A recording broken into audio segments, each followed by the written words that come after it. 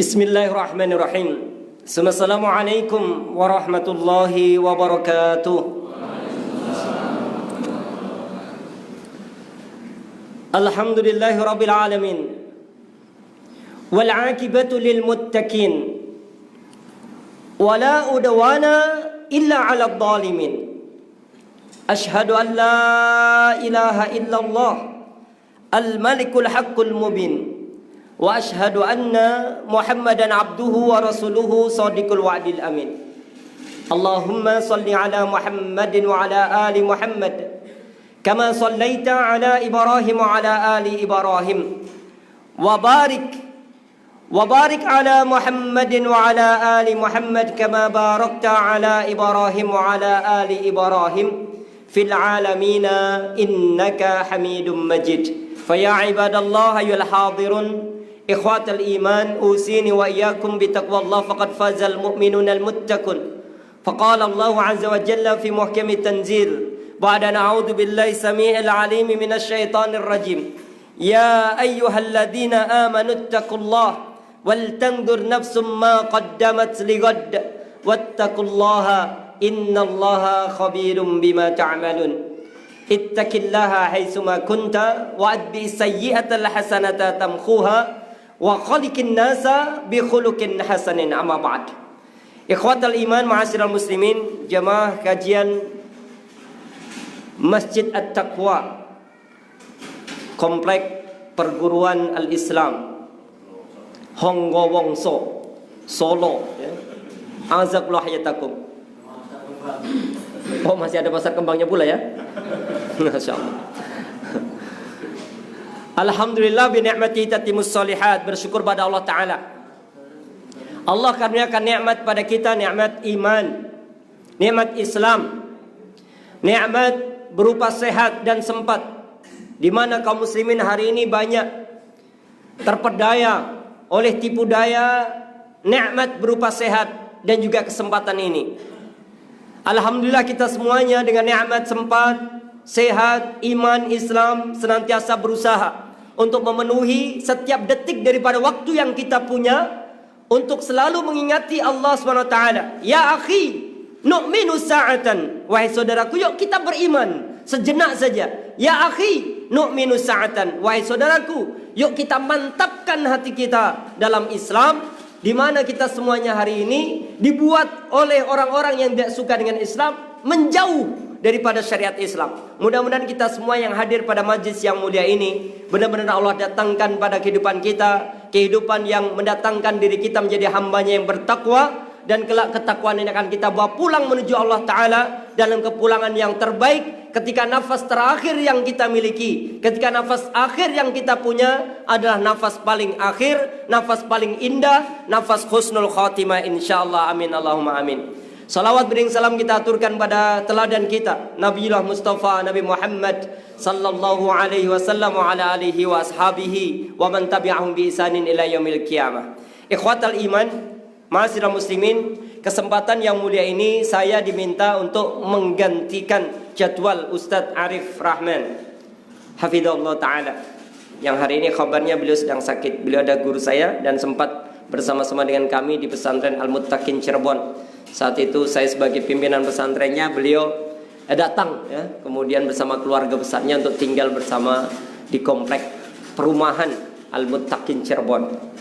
Alhamdulillah, mudah-mudahan beliau segera sembuh dan sehat kembali, sembuh yang tidak akan pernah kambuh adanya penyakit lagi pada beliau insyaallah. Amin. Selebihnya kemarin saya dihubungi panitia Al-Akh Ambon. Oh maaf, saya kok kenalnya Ambon, namanya siapa ya? Agus Kristi. Saya taunya Ambon ya, Mas Bang Ambon saya bilang. Saya sedang mengisi outbound di lapangan bersama anak saya. Saya yang ngantarnya anak saya nomor 2 di apa nama pesantrennya nak? Al-Fatah. Al-Fatah Sambi milik Ustadz Aris Munandar, Dewan Dakwah Islamiyah Indonesia. Ya, kali itu lagi di lapangan, kemudian ditelepon, mohon besok Jumat sore untuk bisa menggantikan jadwal Ustadz Arif Rahman. Saya tanya pada anak saya, Kalau kembali ke kampus kapan? Mestinya sudah kemarin-kemarin. Kalau besok antar Abi bisa nggak? Bisa, ya udah kalau itu Abi ngisi. Ini anak saya. Jadi akhirnya di outbound itulah saya siapkan. Kira-kira minta judul apa nih? Saya kasih foto-foto. Akhirnya saya ambil tema saja, Subbanul Yaum Biladul Ghad. Pemuda hari ini adalah bangsa yang akan datang. Saya bersama 120 pelajar penghafal Quran, santri yang Allah muliakan mereka muhafidun Al-Quran, mereka penghafal Quran, penjaga Al-Quran, yang mereka ketika sedang kegiatan lapangan, waktunya adzan berkumandang, mereka segera berwudu dan tegakkan sholat berjamaah. Setelah itu mereka dalam wiridnya, khusyuk dalam doanya, mereka berlanjut lagi kegiatan lapangan lagi. Keringat mereka, debu-debu yang nempel di baju mereka adalah pemimpin-pemimpin bangsa yang akan datang, karena ada Al-Quran di otak mereka. Masya Allah, saya lihat semangatnya luar biasa. Dan saya tanya, sudah seringkah untuk outbound seperti ini? Sudah lama kami tidak mendapatkan materi seperti ini. Rupanya mereka rindu banget untuk bisa loncat bersama, teriak bersama dengan berbagai macam hal yang didapatkan. Masya Allah. Kenapa harus kita angkat tema ini, para ikhwan sekalian? Saya ini berulang-ulang merindukan ada pemuda yang teriak selama kepemimpinan bangsa Indonesia, sampai memimpikan seperti itu. Ini hanya contoh loh ya, bukan benar-benar sudah ada gitu. Saya bermimpi seandainya anak saya ini, karena anak saya 9, dari 9 itu 7 laki-laki gitu. Salah satunya mungkin yang berani teriak lantang, selama kepemimpinan bangsa Indonesia belum diserahkan kepada pemuda Islam Indonesia, kami pemuda Islam Surakarta, wah keren banget ya, berdiri menantang rezim dolim. Wah gitu keren banget. Allahu Akbar. Belum pernah ada sih. Hanya ya mimpi-mimpi indah saya aja gitu. Pengen banget kalau ada pemuda seperti itu, keren kayaknya gitu. Kalau belum diserahkan pada pemuda Islam, kalau belum diserahkan pada pemuda penghafal Quran, kalau belum diserahkan pada pemuda yang rajin ibadahnya pada Allah Ta'ala, tidak akan mungkin kezaliman yang akan terhenti. Selamanya akan tetap ada kezaliman demi kezaliman. Maka kepada siapa mesti harus kita serahkan? Kepada pemuda hari ini, yang mereka hari ini amat sangat dilenakan dengan dunianya, yang hari ini mereka para pemuda amat sangat dijauhkan daripada rumah-rumah ibadah, yang hari ini kalau kita tahu PPKM ya, betul ya, itu tertulis di Polres Karanganyar pada item terakhir, menutup semua tempat ibadah sejak tanggal 3 sampai 20 Juli. Keren ya? Menutup tempat ibadah. Dan ini pemuda diem, nggak ada yang teriak. Ini yang saya rindukan. Siapa kira-kira pemuda dari negeri ini yang akan muncul sebagai pemuda layaknya Abdullah bin Huzaifah As-Sahmi, layaknya Habib bin Zaid radhiyallahu anhu, layaknya pemuda-pemuda yang tangguh pada masanya, kemudian mereka dengan lantang meneriakkan bahwa Allah adalah segala-galanya. Islam adalah tinggi. Al-Islamu ya'lu, tinggi. Islam itu amat sangat tinggi. Wala yu'la alaihi. Enggak ada yang lebih tinggi daripada Islam. Hari ini kita lihat pemuda-pemuda kita belum dengan lantangnya teriak sedemikian rupa, sehingga saya selalu merindukan itu, bermimpi kapan ada pemuda yang berani teriak gitu. Ya, sepele saja.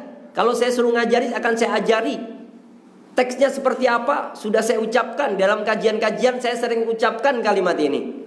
Selama kemerdekaan, ya, kepemimpinan bangsa Indonesia ini belum diserahkan pada pemuda Islam Indonesia, mari kita buat pemuda-pemuda yang hari ini lantang menyuarakan kebenaran, lantang untuk membawa umat kepada keadilan, bersama-sama untuk menyongsong kemenangan itu. Dengan cara apa? Dengan cara 4 diantaranya.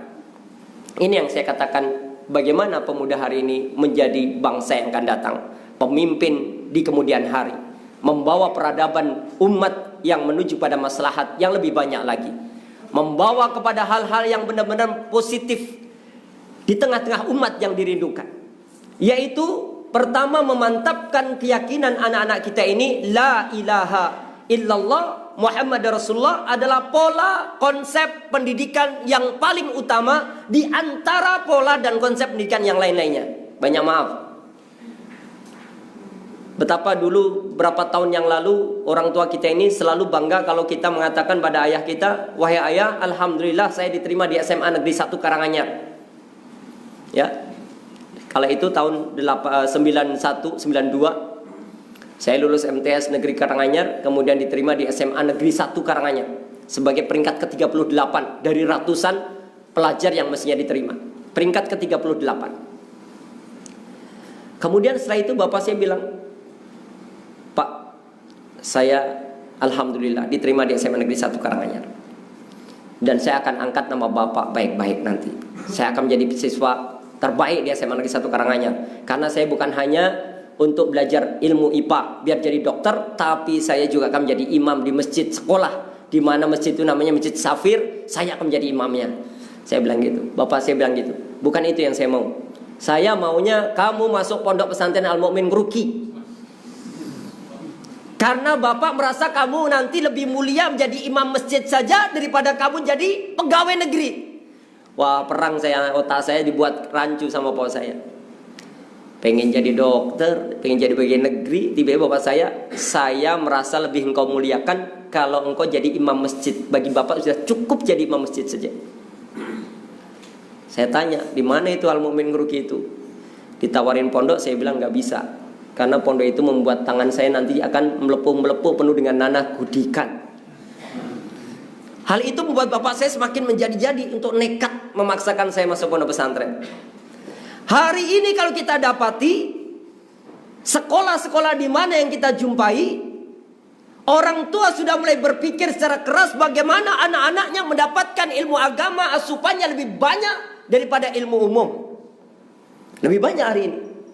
Tapi sayangnya sekali lagi sekolahan-sekolahan yang dituju oleh orang tua kita, oleh ayah dan bunda kita, itu ternyata sekolahan-sekolahan yang tidak memberikan kapasitas ilmu agama. Jumlahnya lebih banyak waktunya dibandingkan dengan ilmu umum. Boleh sekolah SMP negeri, boleh. Boleh SMA negeri, boleh. Tapi syaratnya pulang dari SMP negeri ngaji Al-Quran. Boleh sekolah di SMA negeri, sangat boleh. Boleh belajar ilmu umum, boleh. Tapi syaratnya Al-Quran tidak boleh ditinggalkan. Kenapa demikian? Allah sudah firmankan di dalam Quran surat Al-Ahzab urutan surat ke-33 pada ayat yang ke-72, a'udzubillahi minasyaitonirrajim. Inna aradna al-amanata 'ala as-samawati wal ard wal jibal fa abaina an yahmilnaha wa asfaqna minha wa hamalaha al-insan innahu kana zaluman jahula. Coba lihat para ikhwan sekalian. Sungguh ketika Allah Ta'ala itu amanahkan Islam, seorang ayah mengatakan, "Nah, belajar Islam, belajarlah tauhid." Kalau bahasa bapak saya, kalau kamu belajar tauhid yang benar, pelajar-pelajar yang benar tauhidnya, ayah hanya dapatkan satu pondok pesantren namanya Al-Mu'min Ngeruki. Kata beliau, Allah yarham, karena bapak sudah meninggal. Saya nggak di sekolah yang lain, dicabut dari SMA negeri tanpa sepengetahuan saya. Hebat sekali bapak saya. Dicabut, saya nggak tahu enggak, nama kamu sudah nggak ada di sini.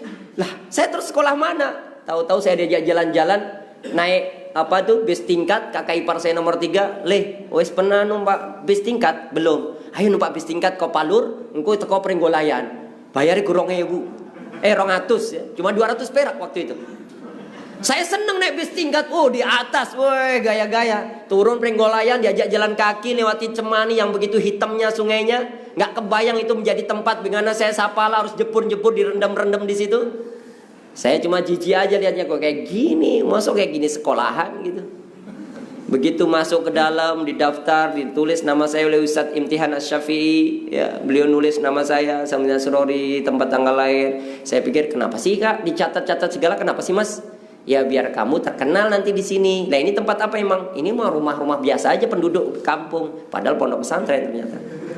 Tahu-tahu saya terdaftar sebagai santri di situ. Saya kerjakan soal apa adanya biar nggak diterima. Malah dipanggil Samina Surori diterima sebagai santri. Nangis saya. Sementara sahabat saya yang lain yang sudah nangis-nangis dari rumah biar diterima, dia menerima surat penerimaan siswa santri baru, dia nangis. Kenapa kamu nangis? Dia bilang, karena saya nggak diterima di Ngeruki. Saya ini karena diterima, saya nangis. Dia nangis karena nggak diterima, saya nangis karena diterima. Saya bilang, pakai namaku Samsul Asrori, aku pakai namamu Hadi Eko Saputro. Saya bilang, karena dia namanya Hadi Eko Saputro. Kami tukar nama. Tapi akhirnya dia nggak mau. Sudahlah, aku dioper ke Prambanan. Dia dioper ke Prambanan, tahasusnya saya masuk Al-Mu'min Ruki. Apa kata bapak? Belajarlah tauhid. Dan tempat belajar tauhid yang paling benar ada di Al-Mu'min Ruki, katanya. Kau nggak akan ragu lagi, apalagi kalau di Karanganyar yang namanya Syiah, namanya ngepos, namanya karan, gadis-gadis yang pernah dinikahin oleh seseorang, di sana bermunculan banyak. Pada berkisah, kami dulu pernah dinikahi, cuma usia sekian waktu, itu ada semua. Jadi saya semakin yakin tauhid itu ada benar, ada di Al-Mu'min Ruki. Tapi kalau Syiah banyak di Karanganyar. Ya. Maksud saya, pemuda ini jangan sampai ragu ketika dia akan menjadi pemuda-pemuda hari ini. Mereka adalah pemimpin di masa yang datang. Jangan pernah ada ragu tentang keyakinan dia tentang la ilaha illallah Muhammadur Rasulullah. Ini nggak boleh diragukan lagi. Allah sudah mantapkan kita ketika Allah amanahkan Islam ini. Ketika Allah SWT amanahkan Al-Quran ini kepada langit dengan lapis tujuhnya, fa'abaina ayyahmilnaha. Lihat, langit yang lapis tujuh segitu tingginya, langit yang begitu luas membentang di atas kepala kita, sampai lapis tujuh ke atasnya, itu saja fa'abaina ayyahmilnaha wa asfaqna minha. Kami nggak sanggup untuk menopang syariat Islam ini. Kami nggak sanggup untuk menjaganya, menciarkannya, bahkan menyerukan kepada semua manusia hamba-hambanya. Nggak sanggup. Wa asfaqna minha. Kami khawatir nanti ketika Islam ada di bawah kami, kata langit, ya, kami khawatir akan luluh lantak badan kami nanti. Terjatuh kami lapis tujuh ini ke bumi. Begitu juga ketika Allah SWT karuniakan amanah ini kepada bumi yang begitu besarnya kita tempati ini. Ternyata sebesar itu pun bumi mengatakan fa'abaina ayyahmilnaha wa asfaqna minha. Kami pun gak sanggup kalau seandainya Islam ini harus kami yang mengangkatnya, yang membawanya. Kami pun gak sanggup kalau risalah tauhid ini kami yang akan meneruskan perjuangannya. Kami gak sanggup, kata bumi. Kami khawatir wa asfaqna minha, kami akan pecah, hancur lulu lantak kalau seandainya Islam itu kami yang menerimanya. Kemudian Allah karuniakan juga kepada jibal, gunung-gunung yang begitu menantangnya kalau kita pandang di pagi hari.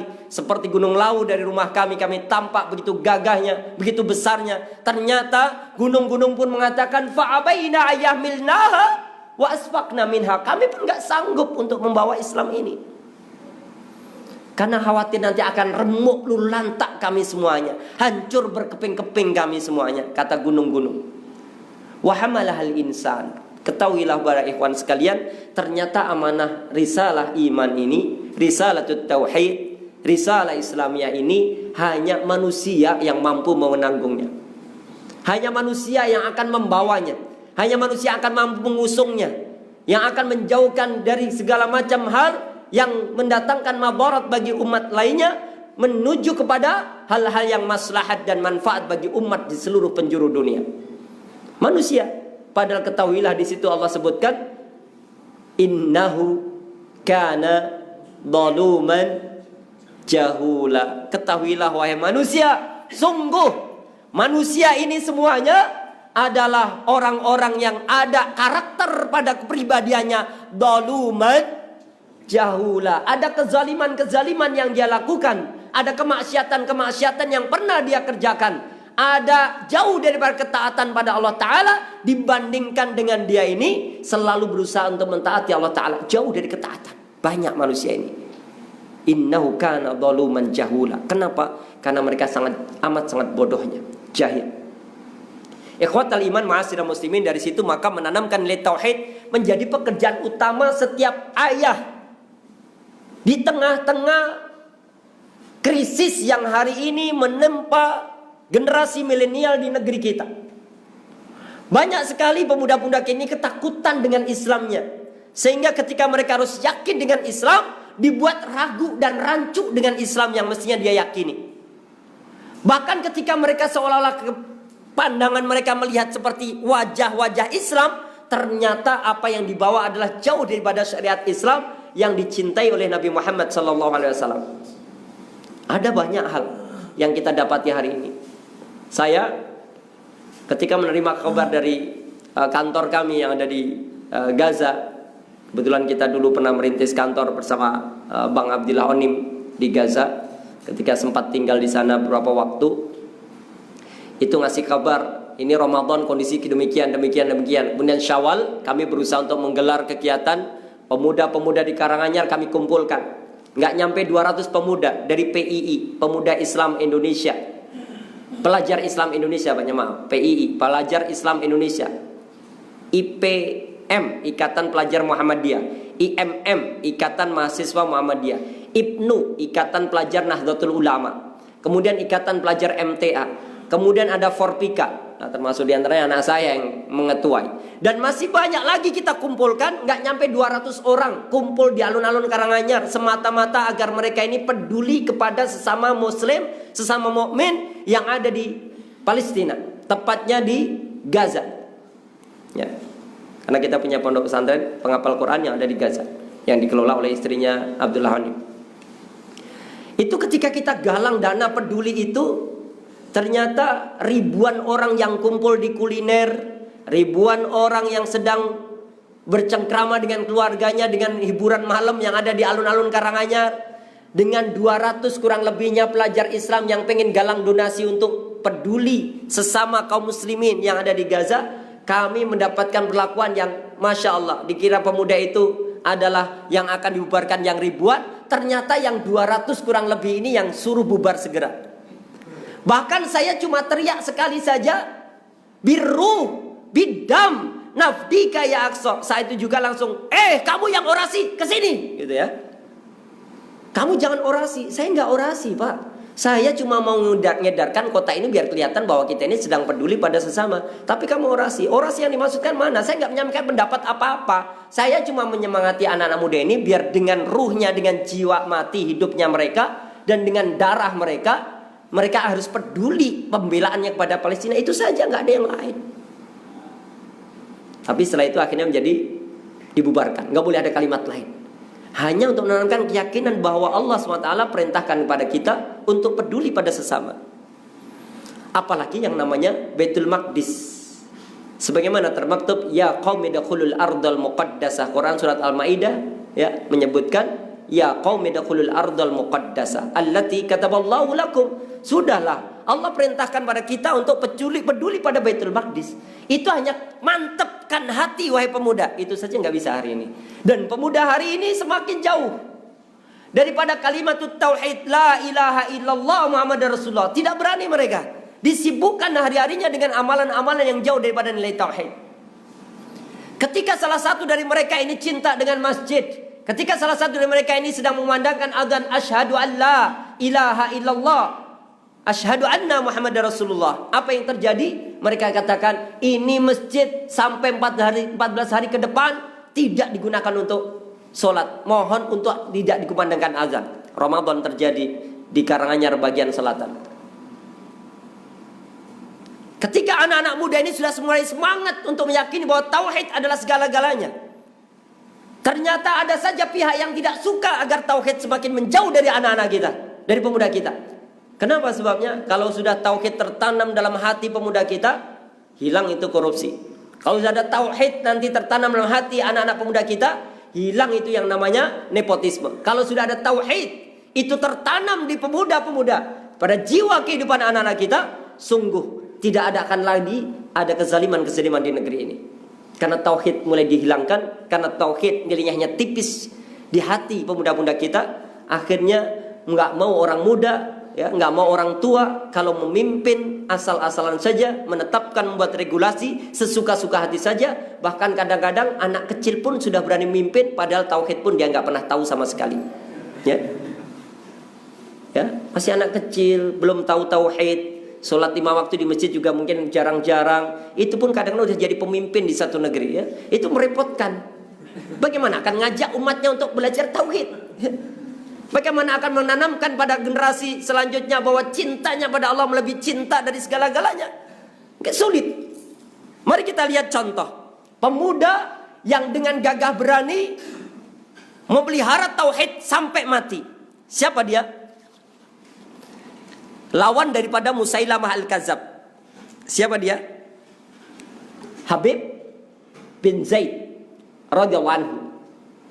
Suatu ketika Habib bin Zaid ini bertemu dengan Musailamah Al-Kadzab. Kalau bapak-bapak dan ibu sekalian mesti tahu siapa Musailamah Al-Kadzab. Dia seorang laki-laki yang mengaku dirinya sebagai nabi. Datanglah seorang pemuda namanya Habib bin Zaid radhiyallahu anhu. Pemuda ini hebat. Kali pertama dia katakan, "Hai Musailamah, tinggalkan kepalsuan kata-katamu. Ya, kau ini bukan the king of lip." Enggak jadi. "Hei Musailamah, ngomongmu bohong lu, ya.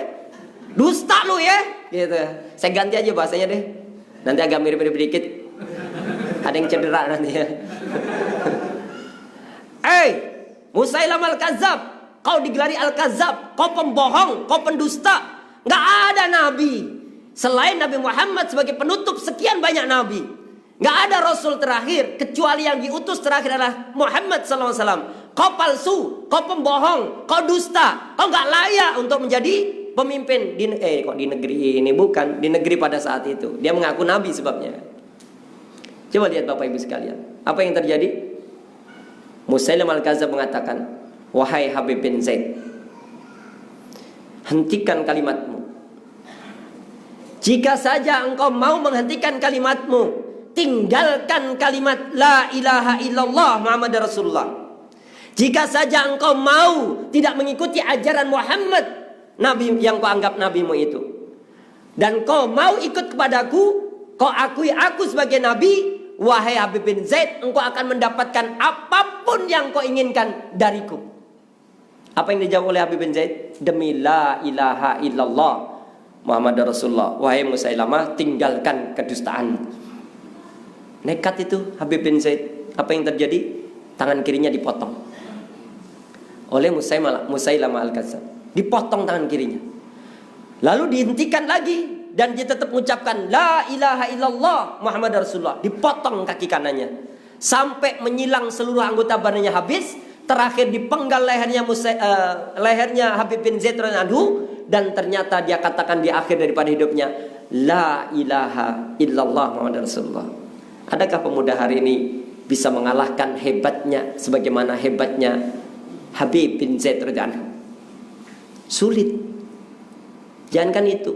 Wahai mahasiswa, hentikan aksimu. Ada Apple tuh 13 juta. Ya, oke. Nggak jadi deh, nggak usah demo. Apalagi tauhid. Baru ada iming-iming Apple Crowak aja udah. Jangan Apple Crowak, yang Pipo aja ya. Kelasnya Pipo aja. Kelasnya Oppo yo, merek Oppo HPG, yo merek Oppo. Itu aja udah tergiur mereka. Mau meninggalkan masjid, mau menjaga jarak ketika sholat, ya enggak? Mau semuanya. Padahal tauhid jelas mengajarkan berbeda dengan apa yang diajarkan oleh orang-orang yang tidak tahu nilai tauhid. Coba lihat lagi, siapa dia? Abdullah bin Huzaifah As-Sahmi, pemuda yang berhadapan dengan Raja Roma. Ketika dia mengatakan, wahai Raja Roma, ada yang mengatakan lagi Raja Persia, banyak ada dua versi sebabnya ceritanya. Silahkan nanti dibaca lagi kisahnya Abdullah bin Huzaifah As-Sahmi. Apakah dia bersama dengan Raja Roma atau Persia? Kalau dalam kisah itu ada dua, Raja Roma dan Raja Persia. Saya ambil salah satunya aja.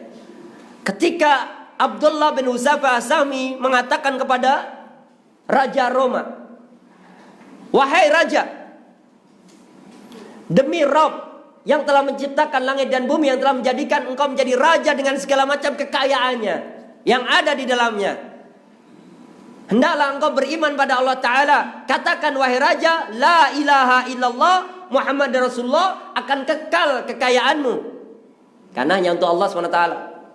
Akan kekal kepemimpinanmu, akan mantap kedudukanmu sebagai raja.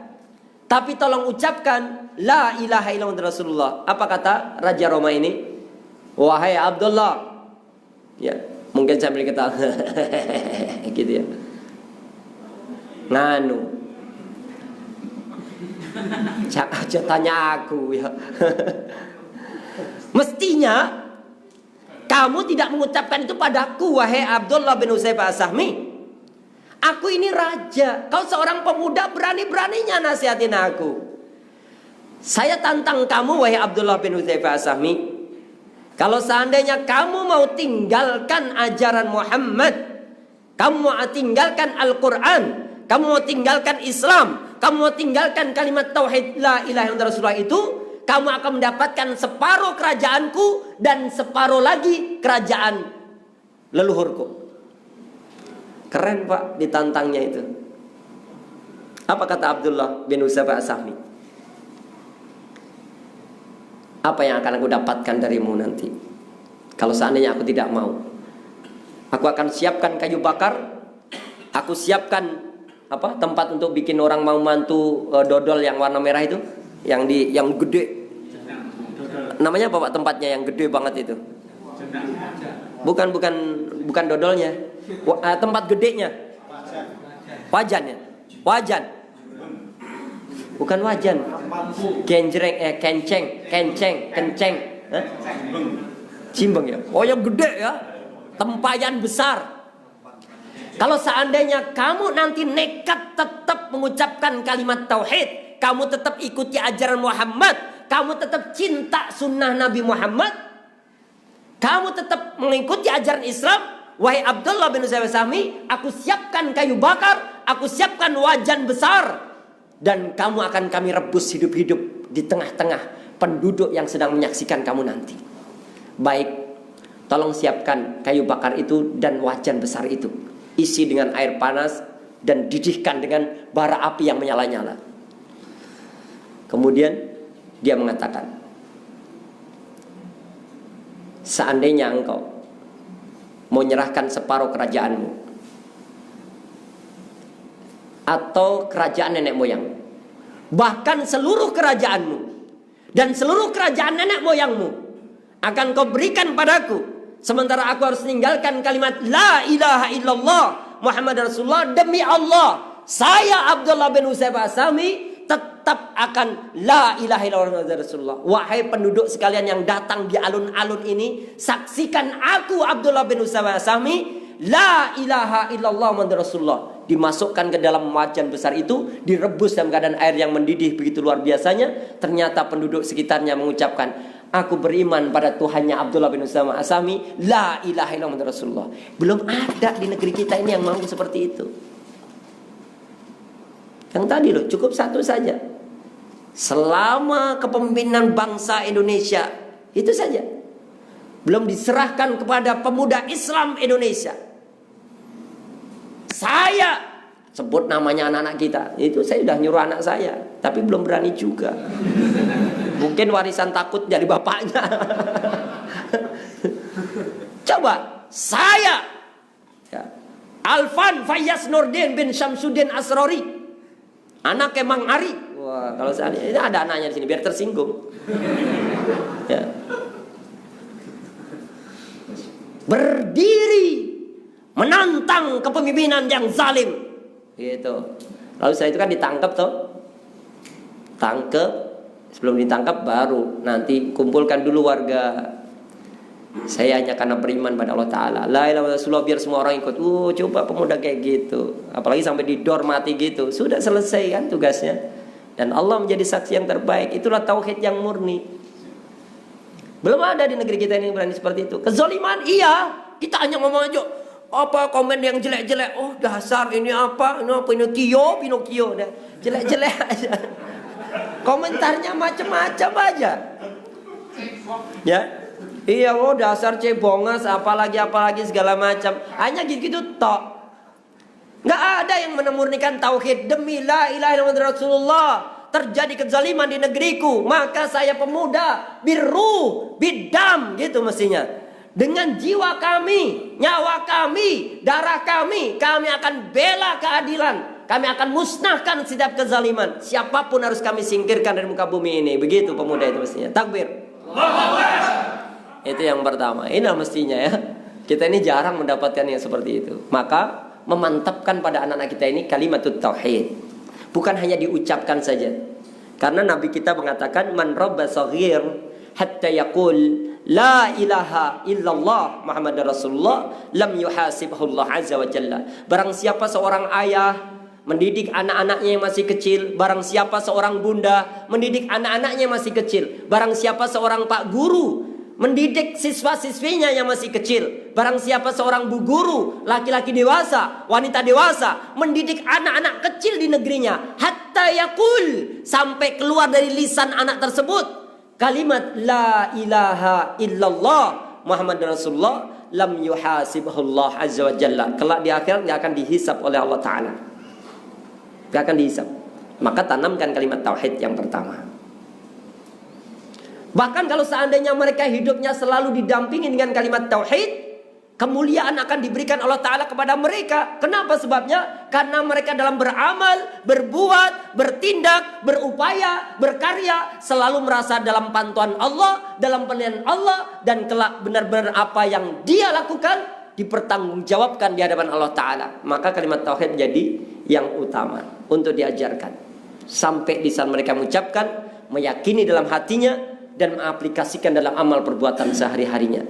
Bahkan sampai kalau akhir hidupnya dia mengatakan man akhir kalamih la ilaha illallah dakhalal jannah. Siapapun yang akhir hidupnya ternyata tetap la ilaha illallah ini dibawa dia sampai nafas terakhir, dakhalal jannah, dia dijamin masuk surga. Satu yang pertama. Yang kedua kalinya adalah bagaimana menanamkan pada anak-anak kita ini selalu berusaha untuk mantap dengan pribadinya mereka.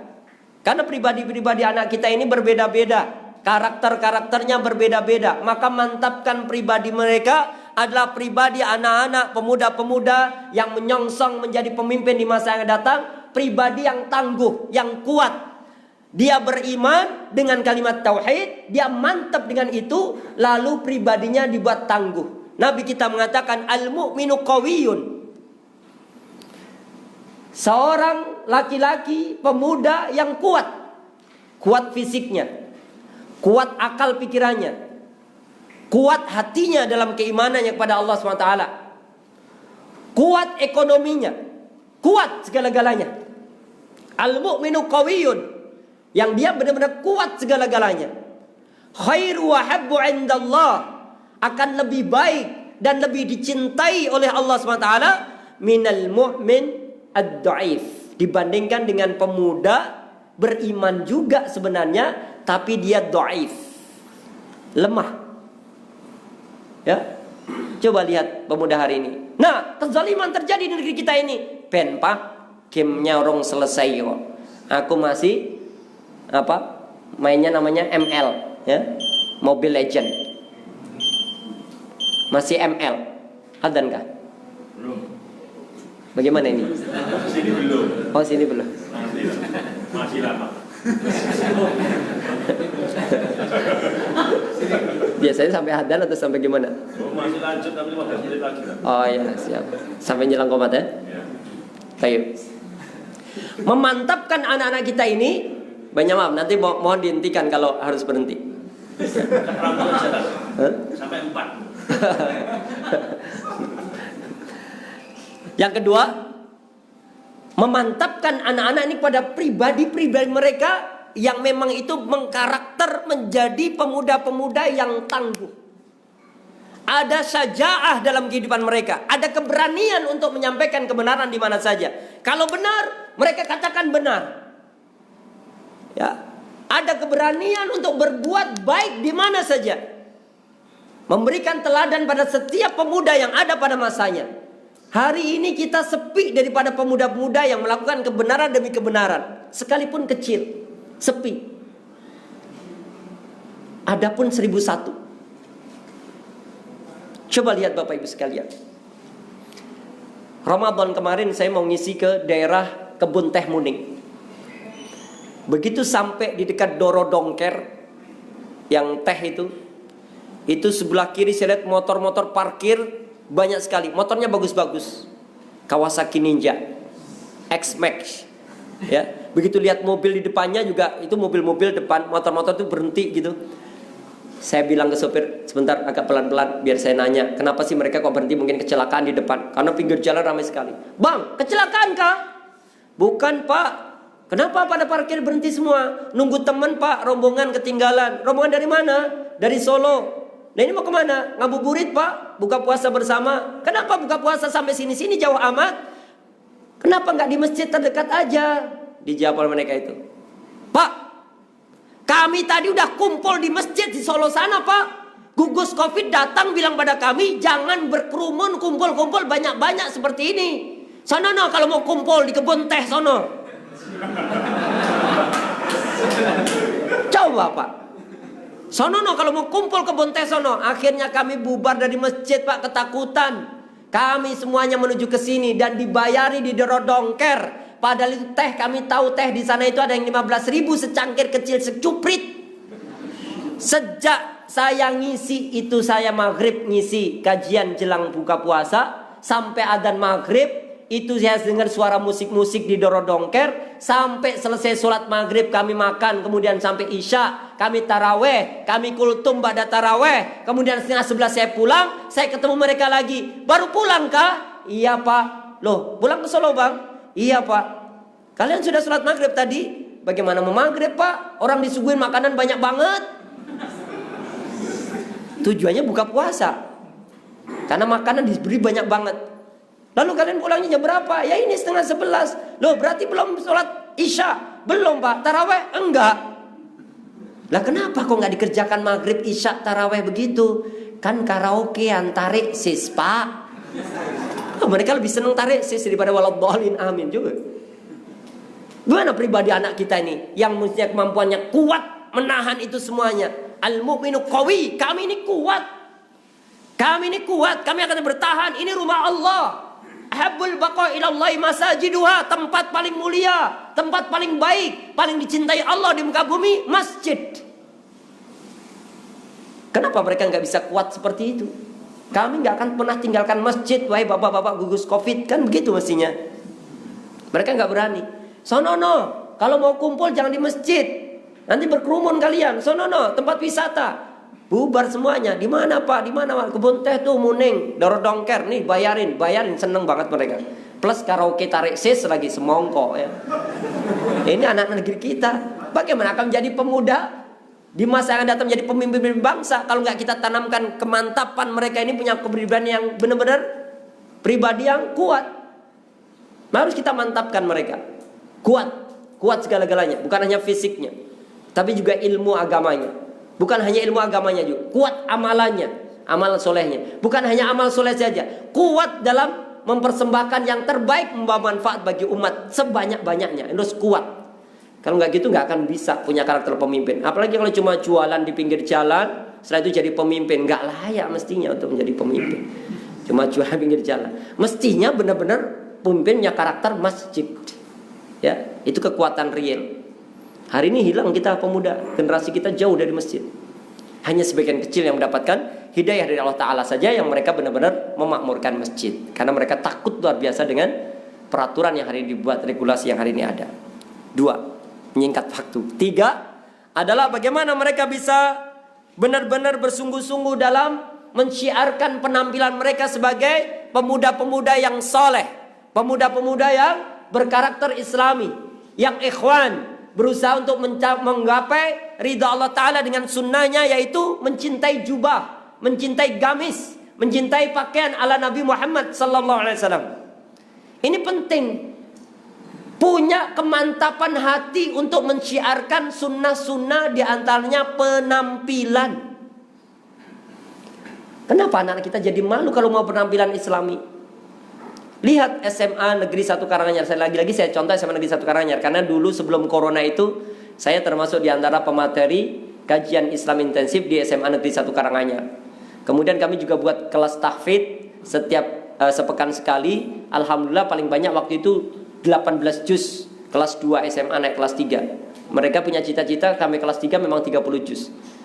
Dan itu terjadi sebelum corona. Tapi setelah corona ini, jangankan kelas belajar Islam intensif, apalagi kelas tahfidz, semuanya berhenti total. Kajian Islam pun nggak ada sama sekali.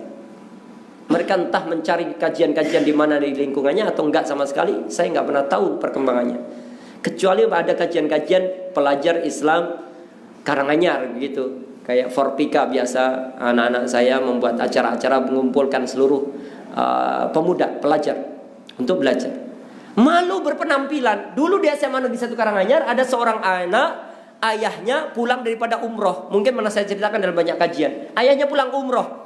Hadiah apa yang terbaik? Ayahnya bingung. Ya Allah, anak saya SMA rajinnya ngaji. Kalau setiap Sabtu dari duhur sampai asyar, akhirnya setelah corona itu dari asyar sampai maghrib, setelah 2 tahun kurang lebihnya ini ada corona, tidak pernah ada sama sekali kajian Islam. Hadiah apa yang akan saya persembahkan buat anak saya yang rajin ngaji di sekolah SMA negerinya? Dia punya hafalan sekitar 7 juz. Bangga ayahnya, bacaannya bagus. Setiap hari dia ke masjid. Hadiah apa yang akan saya berikan pada anak tercinta saya, kata ayah itu. Lalu ayah ini ternyata memberikan jubah dan Al-Quran dari Madinatul Munawwarah. Dibelikan jubah langsung dari Madinatul Munawwarah. Setelah itu jubah itu diberikan pada putranya dan Al-Quran mushaf itu. Wahai anakku, engkau benar-benar pemuda ayah, banggaan ayah. Sekalipun engkau di SMA negeri, tapi ayah bangga. Ternyata kamu, bacaan Quran kamu bagus, hafalan kamu 7 juz, sholat 5 waktumu tertib banget. Ini ada jubah nak, karena ini pakaian yang amat sangat disukai oleh Nabi, yaitu jubah. Pakailah ini. Dan ini mushaf Al-Quran, biar kamu semakin mantap untuk menghafalkannya. Papa yakin kelas 3 nanti SMA kamu selesai 30 juz. Karena semangatmu itu tidak bisa dikalahkan oleh yang lainnya. Semangatlah nak. Kemudian dipakai Jumatan itu jubah. Alhamdulillah, papa menghadiahku jubah. Kata papa, Rasulullah itu cinta dengan pakaian jubah ini. Sampai mau berangkat Jumatan di pos kamling, temennya bilang, meteng pirang sasi nganggo daster saiki. Coba Pak, bayangkan anak kita sudah begitu bangganya pengen berpenampilan secara islami, mengikuti sunnah Nabi, agar berkarakter pemuda-pemuda yang memang tangguh untuk menunjukkan kesan bahwa saya pemuda Islam dengan ciri-ciri khas pakaian Islam. Jubah dikenakan, temennya berseloroh, wes metang pirang sasi dasteran saiki. Dasteran dibilangnya. Akhirnya dia katakan, ini bukan daster, ini jubah, hadiah papaku pulang daripada umroh. Aku nggak mau tahu mau umroh mau apa, yang jelas kamu laki-laki kok mosok pakai nganggo daster koyo ngono. Ganti, nggak matching, nggak zaman. Dia nangis dan kemudian pulang. Besoknya ketika kajian dia mengeluh. Bapaknya kemudian datang lagi menyampaikan, sudahlah. Setelah itu sekat pakaian itu untuk tidak dipakai dulu. Mungkin belum saatnya anak-anak di komplek perumahan kami suka dengan jubah itu. Pada saatnya nanti saya yakin mereka juga akan tahu tentang jubah itu. Itu masih belum corona itu. Begitu akhirnya dia pulang diganti oleh papahnya sarung. Pakai sarung nak, dan ini koko. Ini juga masih baru kokonya, pakai songkok. Sampai di pos kamlek, tetak erong garing yo. Cek sarungan nih gitu. Itu seloroh-seloroh yang tidak layak.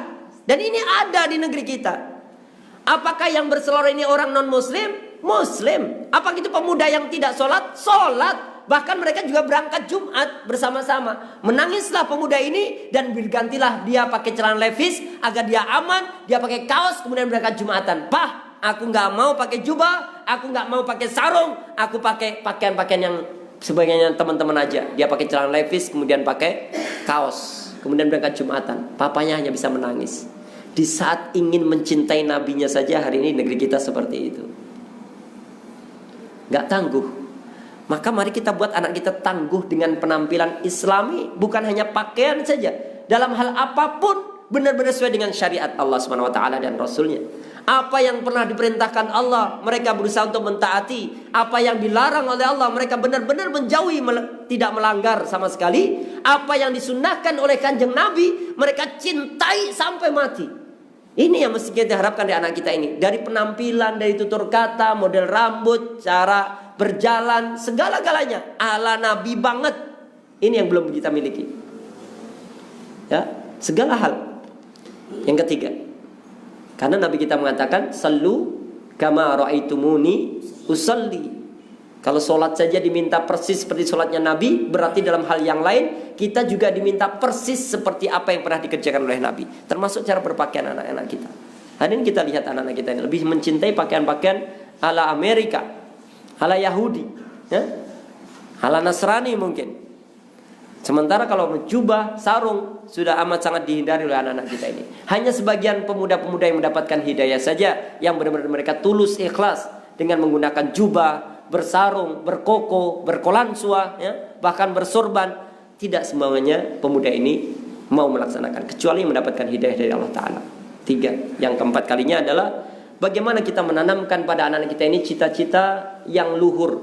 Cita-cita yang luhur yang telah dibawa oleh para nabi, oleh para wali, oleh para penghulu-penghulu, para tuan-tuan guru di negeri kita ini. Apa cita luhur itu? 2. Dan anak-anak kita ini hari ini jauh banget dari ini semua. Apa itu? Aish kariman au mut syahidan. Kembalikan anak-anak muda kita kalau pengen menjadi bangsa yang berperadaban, bangsa yang baik, bangsa yang mulia, bangsa yang diangkat derajatnya tinggi di atas bangsa yang lain di hadapan Allah Ta'ala, adalah mengembalikan kehidupan mereka aish kariman, hanya senantiasa nguri-nguri Al-Quran sehari-harinya agar mulia hidupnya, aumut syahidan, dan agar kelak mereka ketika meninggal dunia mendapatkan syahadah daripada apa yang dikaruniakan Allah Ta'ala. Bagaimana caranya? Mereka benar-benar dicarikan pola tarbiyah, pendidikan yang sesuai dengan Al-Quran. Pondok pesantren alternatif yang paling baik hari ini. Yang saya tahu beberapa pondok pesantren hari ini kewalahan menerima santri karena jumlah pendaftar 500, ternyata yang terima cuma 30. Jumlah pendaftar sekalipun bayarannya mahal, mereka mengejar-ngejar untuk sekolah pondok pesantren, tapi ternyata hanya menampung sekitar 40-60. Sementara sekolah-sekolah yang lain hari ini belum bisa berlangsung. Dan saya mengetahui dari teman-teman yang hari ini ada di DPR RI, kemudian ada di MPR, teman-teman dulu pramuka saya itu selalu mengatakan kemungkinan masih sampai 2025 ini untuk segala hal yang hari ini menjadi fitnah besar kita seperti ini. Maka bersiap-siaplah, waspadalah. Kita sebagai anak-anak muda ini menanamkan karakter-karakter yang baik. Bapak ibu sekalian, ikhwatal iman, ma'asyiral muslimin, ini 4 yang saya contohkan agar kita tidak kalah dengan anak pramuka. Kami ini anak pramuka. Itu saja bukan menanamkan 4, 10 yang kami punya. Yang ditanamkan itu 10, namanya dasar dharma pramuka. Mungkin bapak-bapak masih ingat betul apa itu dasar pramuka. Gak ada salahnya kalau saya kaji satu persatu, karena saya masih terngiang itu sejak kecil sampai usia 45 tahun ini. Dasar dharma pramuka. Pramuka itu 1, takwa kepada Tuhan Yang Maha Esa. Coba lihat nih, nilai tauhid itu. Saya jangan cuma ngambil 4. 2, cinta alam dan kasih sayang sesama manusia. Coba lihat, cinta alam dan kasih sayang manusia. Itu peduli pada sama kaum muslimin. 3, patriot yang sopan dan kesatria. Syaja'ah, patriot, sopan, ya, tata krama. 4, patuh dan suka bermusyawarah. 5, rela menolong dan tabah. 6, rajin, terampil dan gembira. 7, hemat, cermat dan bersahaja. 8, disiplin, berani dan setia. 9, bertanggung jawab dan dapat dipercaya. 10, suci dalam pikiran, perkataan dan perbuatan. Anak pramuka aja nanamkan 10 seperti itu. Sementara yang bukan anak-anak pramuka hari ini dijauhkan dari itu semuanya. Anak-anak Islam jauh sekali dari karakter-karakter hari ini yang diharapkan oleh orang tuanya. Maka 4 tadi mudah-mudahan menjadi item penting untuk pembelajaran pada pemuda, di mana mereka kita harapkan sebagai para generasi yang akan menopang peradaban kepemimpinan umat di masa yang akan datang, yang telah ditunggu-tunggu kehadirannya. Tentu saya yakin di antara itu semua adalah anak-anak kita masing-masing yang mesti harus kita benar-benar tanamkan pada mereka. Kelak pada masanya mudah-mudahan Allah anugerahkan pada mereka kepemimpinan yang baik, kepemimpinan yang benar-benar sesuai dengan syariat Allah dan Rasulnya. Dan kelak di kemudian hari anak-anak kita menjadi panutan setiap generasi demi generasi, adalah mereka membawa maslahat dan manfaat bagi umat di seluruh penjuru alam insyaallah. Amin Allahumma amin. Aku lu qouli hadza wastaghfirullah li wa lakum wa lisairil mu'minin kulli dhanbin wastaghfirullahaladzim innahu ghafurur rahim. Walhamdulillahirabbil alamin. Wassalamualaikum warahmatullahi wabarakatuh.